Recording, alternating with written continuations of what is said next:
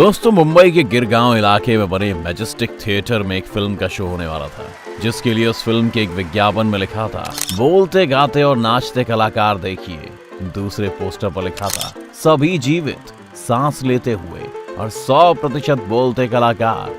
ये प्रचार भारत की पहली बोलती फिल्म आलम आरा के लिए किया जा रहा था, क्योंकि आज ही की तारीख यानी 14 मार्च को देश की पहली बोलती फिल्म आलम आरा को पर्दे पर रिलीज किया गया था। आज के इस डेजा वू वीडियो में हम आपको भारत की इसी फिल्म से जुड़ी सारी बातें बताने वाले हैं, साथ ही ये भी कि कैसे इस फिल्म से मोहम्मद अली जिन्ना का भी कनेक्शन था।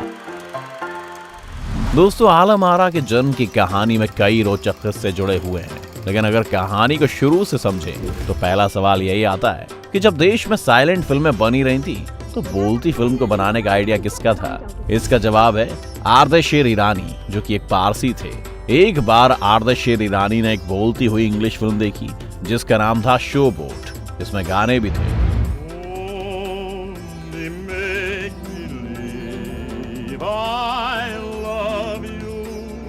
जिसके बाद आर्देशीर ने तय कर लिया था कि अब से वो साइलेंट फिल्म्स नहीं बनाएंगे। जिसके बाद हिंदुस्तान की पहली बोलती गाती फिल्म बनाने का जिम्मा उन्होंने अपने सर ले लिया था। इसके साथ ही शुरू हो गई फिल्म। अब फिल्म बनाने के लिए जो चीज सबसे ज्यादा जरूरी थी वो थी कहानी, इसीलिए सबसे पहले फिल्म की कहानी लिखी गई। बता दें कि आलम आरा एक पारसी नाटक पर आधारित कहानी थी, जिसके लेखक थे जोसेफ। उन्होंने बाइबल, रामायण और कुछ पॉपुलर किस्सों के छोटे छोटे पार्ट मिलाकर एक कहानी लिखी। कहानी एक काल्पनिक रियासत कुमारपुर की है, जहाँ के सुल्तान सलीम खान की 2 पुतनियां थीं, दिलबहार और नौबहार। एक दिन रियासत में एक फकीर आता है जो भविष्यवाणी करता है कि नौबहार को जल्दी एक बेटा होगा जो रियासत का वारिस होगा।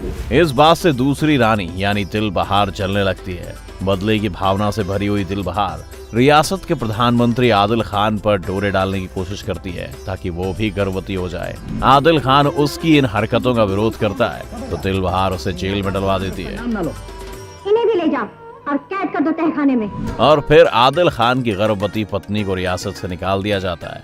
ऐसे में वो बंजारों के साथ रहने लगती है और एक सुंदर पुत्री को जन्म दे देती है, जिसका नाम रखा जाता है आलम आरा। समय बीतता जाता है और आलम आरा को पता चलता है कि उसके परिवार के साथ क्या सलूक किया गया था, तो अपने हक के लिए वो रियासत वापस जाती है और धीरे धीरे रियासत के राजकुमार आदिल जहांगीर खान से प्रेम कर बैठती है।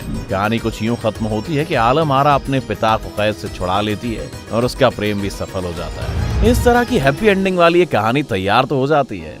अब फिल्म में हीरो की तलाश शुरू होती है, जिसके लिए मास्टर विट्ठल को तय किया जाता है। विट्ठल स्टंट फिल्मों में काम करते थे, जिनकी कदकाठी बढ़िया थी। ऐतिहासिक पृष्ठभूमि पर बनी कई फिल्मों में विट्ठल ने काम किया था और सुपरहिट हो गए थे। दर्शकों के इस चहीते एक्टर के स्क्रीन पर आते ही सीटियां बजती।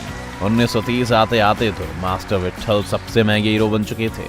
उनके रोल्स और एक्शंस देखकर उन्हें हिंदी फिल्मों का सबसे बड़ा स्टार कहा जाने लगा था। हालांकि ईरानी अपनी फिल्म में विट्ठल को नहीं लेना चाहते थे। उनकी मजबूरी थी एक बड़े स्टार को लेने की, तो उन्होंने मास्टर विट्ठल से संपर्क किया। जब ईरानी ने उन्हें बताया कि वो पहली बोलती फिल्म बनाएंगे, तो विट्ठल ने अपनी सारी फिल्में जोड़ दी और ईरानी को बिना कहानी सुने हाँ बोल दिया। लेकिन उनका करार जिस फिल्म के साथ पहले था, उसके प्रोड्यूसर ने विट्ठल के खिलाफ मुकदमा करवा दिया। अब आर्देशीर ईरानी बुरी तरह फंस गए थे। उन्होंने इस मामले से छुटकारा पाने के लिए एक तेज तर्रार और वकील खोजा, और उस वक्त हिंदुस्तान के सबसे बड़े वकील हुआ करते थे, जिनका नाम था मोहम्मद अली जिन्ना। जी हाँ, हिंदुस्तान पाकिस्तान विभाजन की कहानी से कहीं पहले जिन्ना एक जबरदस्त बैरिस्टर थे। दोस्तों, वैसे जिन्ना के मन में भी कभी एक्टिंग का भूत चढ़ा था। लंदन में जब वो पढ़ रहे थे तो वो शेक्सपियर के नाटकों का मंचन करने वाली कंपनी से भी जुड़ गए थे। हालांकि उनके पिता ने उनकी जमकर डांट लगाई और जिन्ना चुपचाप कानून की पढ़ाई करने लगे। लेकिन जब उन्हें केस मिला तो उन्हें अपने दिन याद आ गए और उन्होंने अपने पूरे कानूनी दाव पेंच इस्तेमाल करते हुए मास्टर विट्ठल के पुराने कॉन्ट्रैक्ट से मुक्ति दिलवा दी और आर्देशीर ईरानी को भारत की पहली बोलती फिल्म का हीरो मिल गया। ये बात और है कि मास्टर विट्ठल गूंगी फिल्मों के सुपरस्टार थे, मगर जब डायलॉग बोलने की बारी आई तो मामला टाई टाई फेस हो गया। सिर्फ मास्टर विट्ठल की वजह से आर्देशीर ने लेखक जोसेफ से कहानी में बदलाव करवाया। लेकिन जब फिर भी कुछ अच्छा नहीं हुआ तो फिल्म के ज्यादातर हिस्से में मास्टर विट्ठल को चुप ही रखा गया। फिल्म में उन्हें या तो बेहोश दिखाया गया या फिर किसी तरह के नशे में। इस फिल्म की शूटिंग भी एक ऐसा कठिन कार्य था कि आर्दर शेर की जगह कोई और शख्स होता तो कभी ये फिल्म नहीं बनाता या बीच में छोड़ के बैठ जाता। पहली बोलती फिल्म बनाने के लिए तकनीक अमेरिका से मंगाई जानी थी। हॉलीवुड के sound recording expert Wilford Deming junior को मुंबई बुलाया गया ताकि वो लाइव रिकॉर्डिंग की तकनीक आर्दर शेर को दे सके। उन दिनों टनल रिकॉर्डिंग सिस्टम हुआ करता था जो साउंड को सीधे फिल्म पर रिकॉर्ड करता था।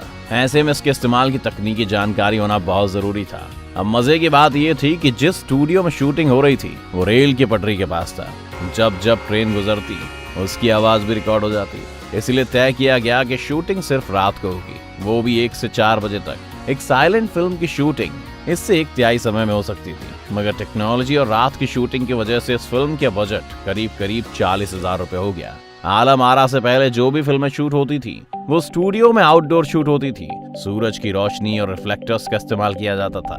लेकिन आलम आरा के लिए आर्दर शेर ने सारी की सारी शूटिंग स्टूडियो के अंदर सेट बनाकर की और बहुत हैवी लाइटिंग लगाई थी ताकि दिन का एहसास हो सके। डायलॉग रिकॉर्डिंग के लिए आर्दर शेर ने माइक्रोफोन्स को अलग अलग जगह छुपा के लगाया ताकि आवाज ठीक से आ सके। खुदा के सामने तौबा करने और रोनी गिड़गिड़ाने का वक्त है।